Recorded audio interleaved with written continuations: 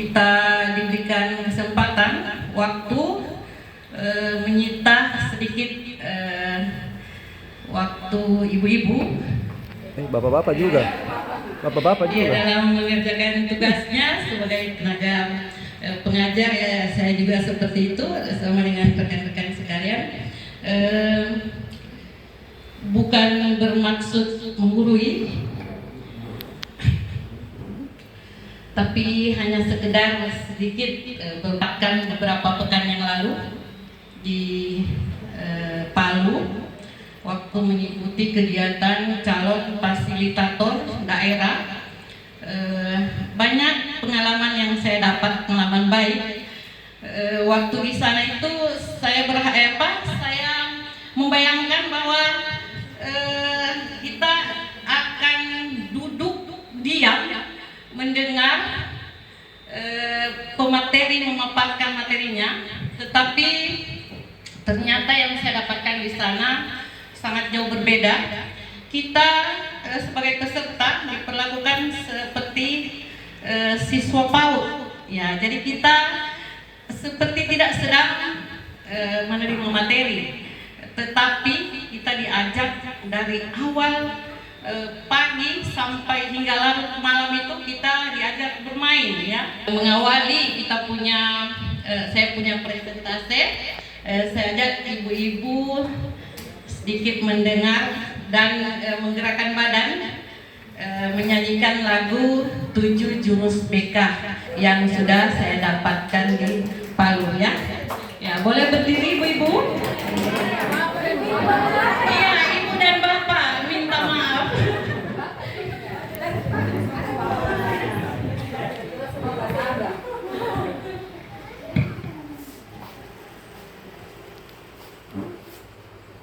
Maaf juga sekarang yang jadi operator saya adalah pimpinan saya sendiri.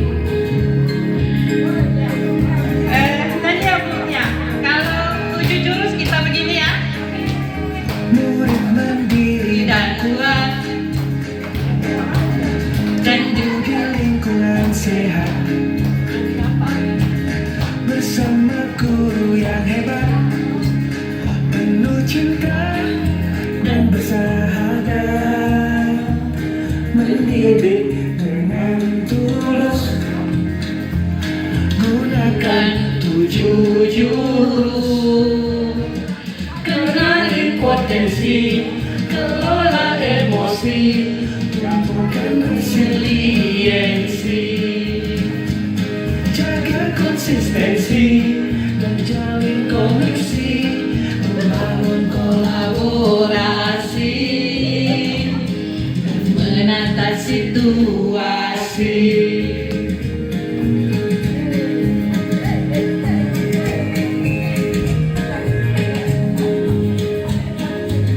Sekolah aman dan nyaman dan juga menggembirakan,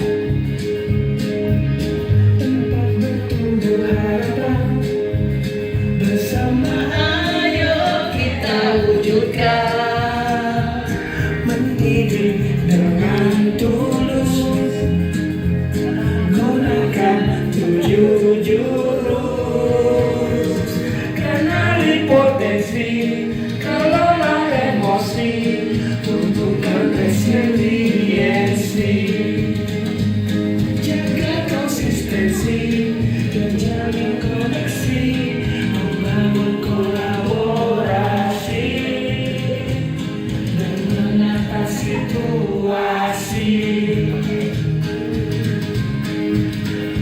7 jurus BK hebat, bersama murid melangkah tepat. 7 jurus BK hebat, 7 jurus yang akan ku ingat. Iya, terima kasih akan kembali. 7 jurus BK, ya, tentunya tidak semua akan saya sampaikan, karena kalau saya menyampaikan semuanya ya tentu butuh waktu yang lebih banyak, ya.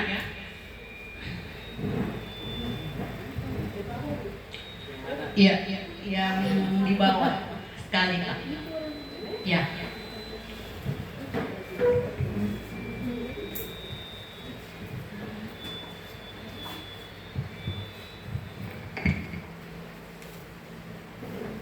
Ya.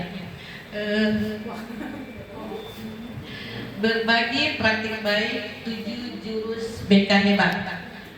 Di sini jurus yang pertama adalah kenali potensi. Yang kedua, kelola emosi. Yang ketiga, tumbuhkan resiliensi.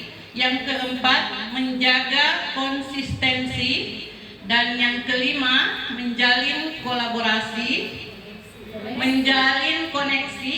Yang keenam, membangun kolaborasi. Dan yang terakhir, menata situasi. Ya, yang akan saya paparkan adalah jurus yang kedua, yaitu mengelola emosi. Ya. Terus ada juga jurus jurus yang terakhir akan dipaparkan oleh Bapak Karya. Ya, saya minta bantuannya supaya lebih detail lagi. Ya.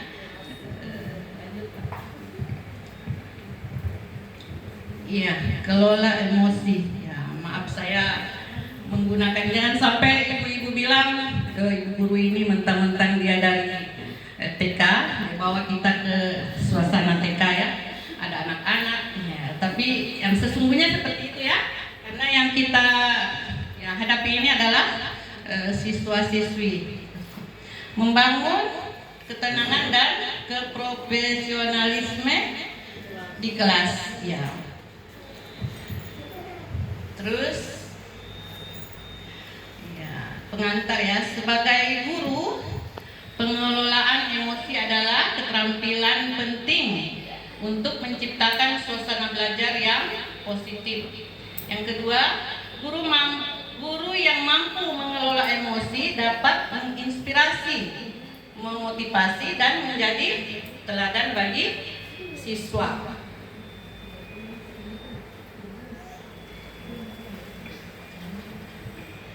Ya, apa itu emosi? Ya, tentunya tidak perlu saya sampaikan karena semua ibu guru di depan saya ini adalah bapak ibu guru yang hebat, yang pentingnya mengelola emosi. Ya, yang pertama, kenapa saya khususkan untuk guru bukan untuk siswa ya? Karena seperti yang kita ketahui bahwa di sekolah kita ini memang membutuhkan banyak kesabaran yang harus kita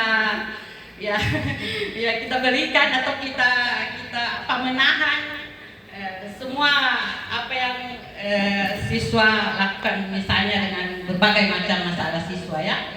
Yang pertama, membantu menjaga hubungan positif dengan siswa dan rekan kerja ya. Kenapa kita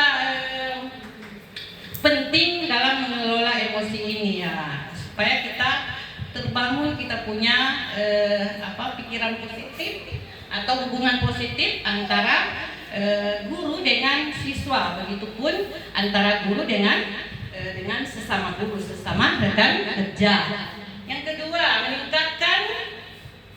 meningkatkan fokus dan efektivitas pembelajaran. Yang ketiga, mencegah stres, kelelahan emosional ya. Ya, jadi kalau kita bisa mengelola emosi dengan baik, tentunya kita tidak terlalu stres ya. Ya, kalau kita tidak pandai mengelola emosi, biasanya bawaannya marah terus ya. Ya, yang ketiga, sudah mencegah stres ya. Yang keempat, menjadi model mengendalikan diri bagi siswa ya, supaya kita menjadi contoh kepada siswa kita memberikan contoh kepada siswa kita bahwa memang sangat penting mengelola emosi. Jangan sampai kalau keseringan kita marah di dalam kelas itu ya, bisa jadi anak-anak itu justru akan dia bisa membuat meme-meme yang tidak baik untuk diri kita ya. melainkan memahami dan menyalurkannya dengan cara yang tepat. Guru yang mampu mengelola emosinya dengan baik akan menciptakan lingkungan belajar yang sehat, empatik dan inspiratif. Ya.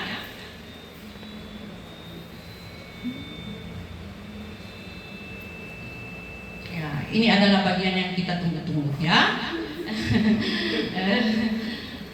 Selesai, terima kasih. Sekian dari saya. Mohon maaf kalau ada yang salah dari saya. Sesungguhnya saya di depan Bapak Ibu sekalian bukan sebagai pemateri, tapi saya hanya ingin sedikit berbagi tentang apa yang sudah saya pelajari. Ya, salam sehat dan tetap semangat. Wassalamualaikum warahmatullahi wabarakatuh. Dan materi selanjutnya ada materi ke jurus ke-7. Jurus ke-7. Iya. Oh, jurus peta ya. Ya, jurus yang selanjutnya akan disampaikan oleh Bapak Karya kepada Bapak.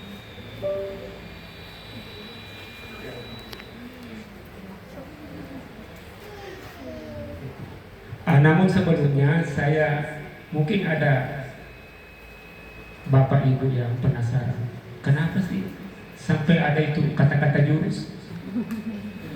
Ya, bukan metode atau apa. Baik, saya mulai. Assalamualaikum warahmatullahi wabarakatuh. Ya, terima kasih banyak Ibu Ramlah yang telah mengawali dengan jurus yang kedua tentang kelola emosi. Ya, ini sangat penting Bapak Ibu, karena di media-media yang viral itu kita lihat bersama bagaimana kepala sekolah, bukan kepala sekolah yang di samping saya ya, kepala sekolah yang di televisi itu